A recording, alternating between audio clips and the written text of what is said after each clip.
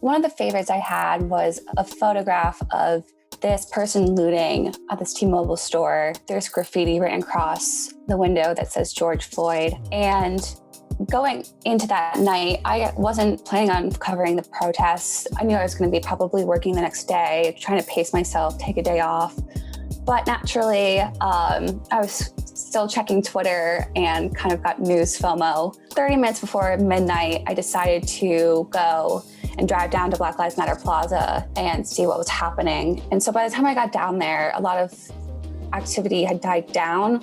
As I was walking down the streets, it was really eerie to me to see these federal buildings with graffiti written on them, broken windows and doors, glass everywhere. I've just never really seen something like that before. And then I saw these people in the T-Mobile store, and I struggled with, whether to take a photograph or not. I know that, the message of Black Lives Matter, like showing photos of people looting kind of gets away from the message. But I think as a journalist, it's important to show all sides of an event. And that's why I ultimately decided to photograph it. And I think having the words like George Floyd with this person looting in the back kind of just shows the complications of large movements. And that's kind of why I liked the photograph.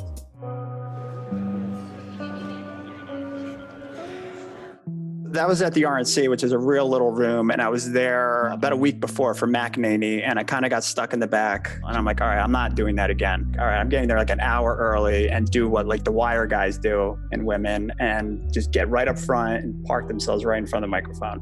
And then everybody's starting to see whatever that was, hair dye. All the photographers are shuffling around because they're all freaking out. The one staffer's off this side, they're talking to each other. They don't know what to do. Luckily, I was right in front, and he was able to turn. I was able to get both of them. Both streaks coming down were his side, like a sideburn type situation. But I kind of felt bad.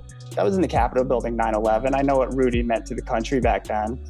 And as I'm walking back, I'm like, you know what? If you're going to get up there and say all this crazy stuff, I didn't feel bad for that long.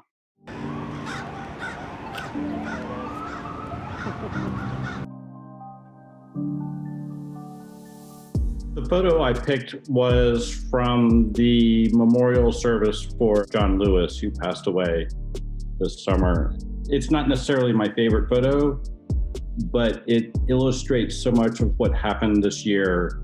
With us working in the Capitol, almost everything of importance is being pulled now. We did not get a pool position.